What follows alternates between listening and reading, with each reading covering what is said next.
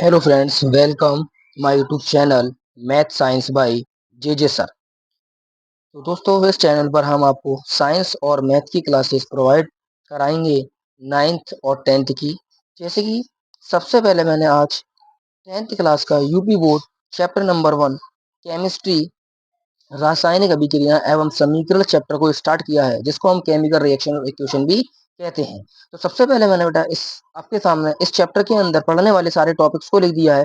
जैसे कि सबसे पहले हम इस चैप्टर में परिचय की पढ़ेंगे, उसके बाद रासायनिक अभिक्रिया एवं समीकरण व संतुलन पढ़ेंगे, तीसरी बात रासायनिक अभिक्रियाओं के प्रकार व उदाहरण पढ़ेंगे, नेक्स्ट संचारण व इसको रोकने की विधियां पढ़ेंगे, एंड लास्ट टॉपिक इस चैप्टर का विकृत गंध्यता पढ़ेंगे। जैसा कि सबसे पहले हम अगर परिचय के बारे में बात करें, हमारा चैप्टर कहता है रासायनिक अभिक्रिया एवं समीकरण।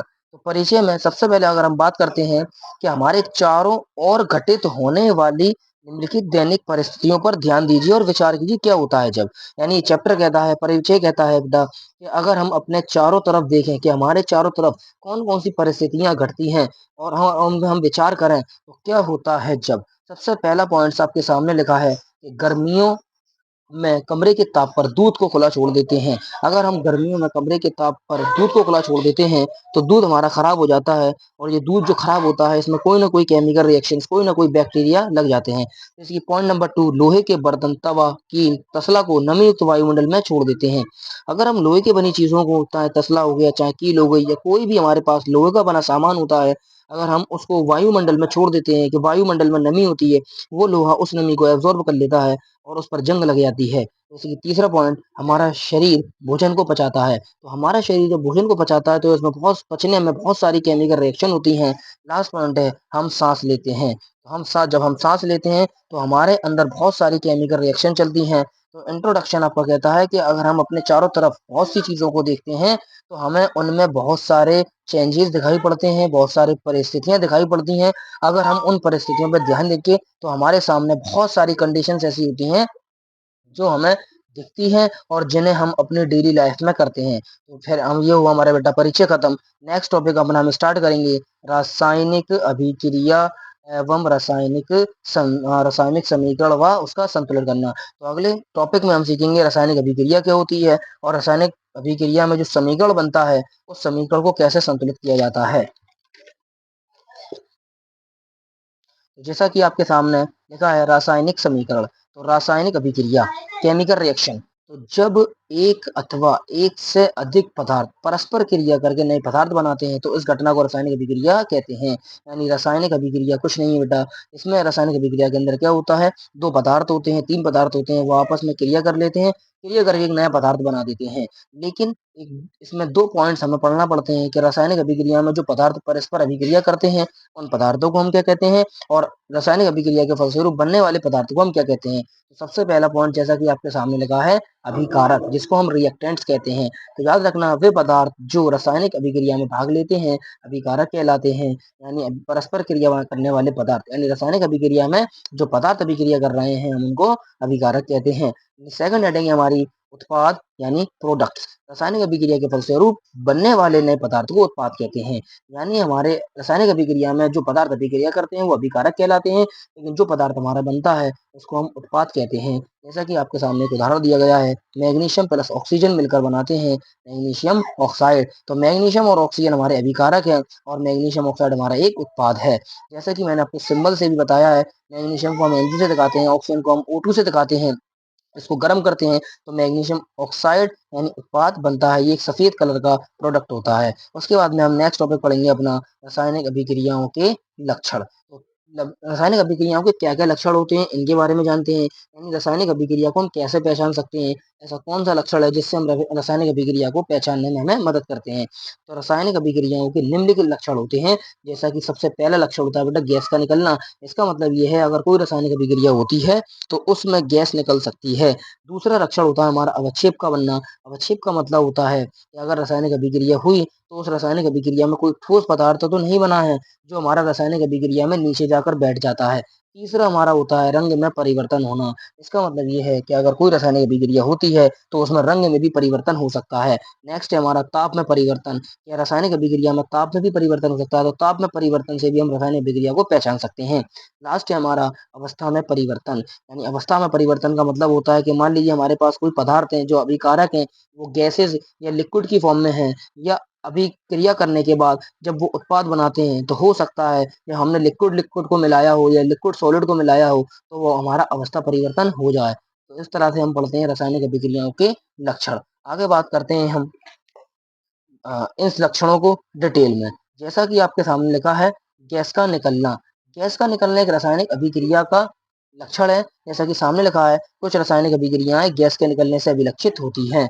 जैसे जिंक हाइड्रोजन क्लोरिक अम्ल जिंक क्लोराइड और हाइड्रोजन गैस बनाता है। यानी जिंक अगर हमारा HCl से रिएक्शन करता है तो जिंक क्लोराइड बना देता है और एक H2 गैस बनाता है। तो H2 गैस का निकलना एक रासायनिक अभिक्रिया है। इससे ये साबित होता है कि यहाँ पर एक रासायनिक अभिक्रिया हो रही है।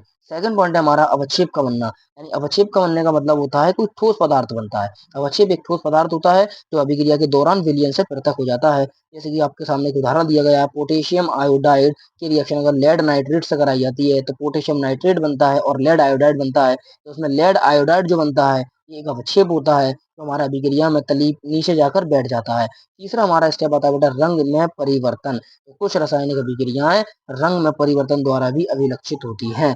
जैसे कि हम अगर ऑक्जेलिक एसिड को पोटेशियम परमैंगनेट के साथ मिलाते हैं तो हमारा एक बैंगनी रंग का सॉल्यूशन मिलता है। तो इससे ये साबित हो जाता है कि यहाँ पर कोई रासायनिक अभिक्रिया हो रही है। नेक्स्ट हमारा ताप में परिवर्तन।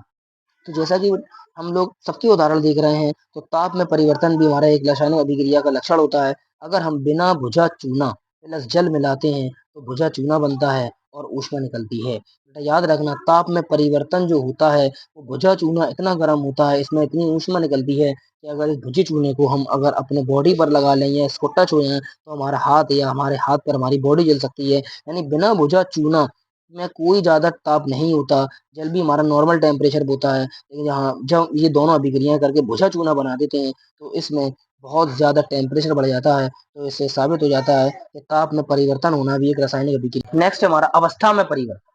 जैसे कि एग्जाम्पल, जब मोम जलाया जाता है तो जल तथा CO2 गैस बनती है। मोम एक ठोस पदार्थ होता है जिसको जलाने पर जल एक द्रव बनता है प्लस CO2 एक गैस बनती है। तो इस तरह से अवस्था में परिवर्तन हो जाता है। नेक्स्ट हम बात करते हैं बेटा, रासायनिक समीकरण क्या होता है। रासायनिक समीकरण क्या होता है? तो किसी रासायनिक अभिक्रिया में भाग लेने वाले अभिकारकों तथा अभिक्रिया के परिणाम स्वरूप प्राप्त होने वाले उत्पादों के को प्रतीकों एवं सूत्रों द्वारा निरूपित किया करने को रासायनिक समीकरण कहते हैं। इसका मतलब ओवरऑल बात यह आती है कि हम कोई रासायनिक अभिक्रिया करते हैं तो उसमें भाग लेने वाले अभिकारक तथा अभिक्रिया करके परिणाम स्वरूप प्राप्त होने वाले उत्पादों को के प्रतीकों एवं सूत्रों द्वारा निरूपित करना, तो उसको ही हम रासायनिक समीकरण कहते हैं। जैसा कि उदाहरण में आपको दिखाया गया है, मैग्नीशियम प्लस ऑक्सीजन मिलकर बनाते हैं मैग्नीशियम ऑक्साइड। जैसा कि मैग्नीशियम का सिंबल होता है Mg, ऑक्सीजन का सिंबल होता है ऑक्सीजन O2 और मैग्नीशियम ऑक्साइड का सिंबल होता है मैग्नीशियम ऑक्साइड। तो इसको हमने मैग्नीशियम प्लस ऑक्सीजन की रिएक्शन को मैग्नीशियम ऑक्साइड के प्रतीकों और सूत्रों द्वारा निरूपित की है, तो ये एक रासायनिक समीकरण है। उदाहरण नंबर 2 आपके सामने रखा हुआ है, जैसे कि हाइड्रोजन को हम H2 से दिखाते हैं, क्लोरीन को हम Cl2 से दिखाते हैं, हाइड्रोजन क्लोराइड को हम HCl से दिखाते हैं।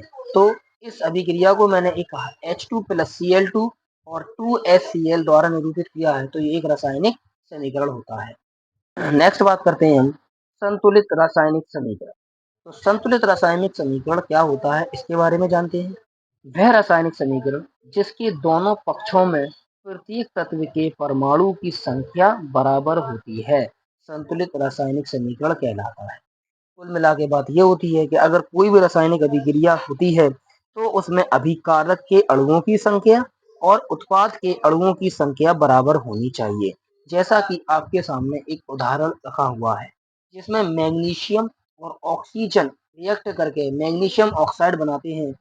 जैसे कि मैंने इसके आगे 2 लगाया है और इसके आगे भी 2 लगाया है, क्योंकि मैग्नीशियम में यहाँ पर 2 होते हैं और 2 मैग्नीशियम मेरे यहाँ पर हो जाते हैं और ऑक्सीजन यहाँ पर 2 होते हैं। तो 2 लगाने से मेरे ऑक्सीजन बैलेंस हो जाते हैं। तो ये एक संतुलित रासायनिक समीकरण हुआ। अगला है zinc plus H2SO4, zinc sulphate बनता है प्लस हाइड्रोजन गैस निकलती है। जिंक का 1 मोल है, इधर भी जिंक का 1 मोल है, लेकिन H2SO4 इधर भी सल्फेट का 1 मोल है। इसका मतलब ये ऑलरेडी पहले से ही बैलेंस रिएक्शन है। अगली बात करते हैं हम H2 प्लस Cl2 की, जिससे हमारा 2HCl बनता है। तो H2 यहाँ पर 2 होते हैं, Cl2 यहाँ 2 होते हैं, इसलिए हमें HCl के आगे 2 लगाना पड़ते हैं, जिससे हाइड्रोजन भी 2 हो जाते हैं और क्लोरीन भी 2 हो जाते हैं। अगली बात हम करते हैं रासायनिक समीकरण को संतुलित करना। तो रासायनिक समीकरण को संतुलित करना हम अपने एफर्ट से करते हैं। जैसा कि हमारे सामने जिंक और H2SO4 है, जिससे जिंक सल्फेट और हाइड्रोजन बनता है। अगर हम अगले उदाहरण को देखें, मेरा आयरन प्लस वाटर मिलकर बनाते हैं Fe3O4 प्लस 4H2।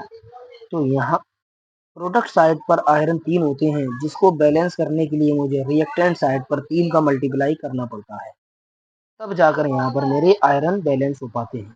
जैसे ही मैंने यहाँ पर आयरन को बैलेंस किया, यहाँ पर ऑक्सीजन को देखो यहाँ 4 होते हैं, लेकिन यहाँ पर H2O में ऑक्सीजन का 1 मॉलिक्यूल था, तो मैंने इसको 4 करना पड़ा। तो यहाँ पर मैंने 4 का मल्टीप्लाई किया, जिससे मेरे 4 ऑक्सीजन भी बैलेंस हो गए।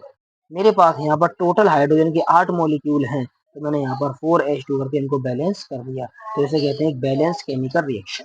अगली रिएक्शन वही हमारी H2 प्लस Cl2, जो मिलकर बनाती है 2HCl।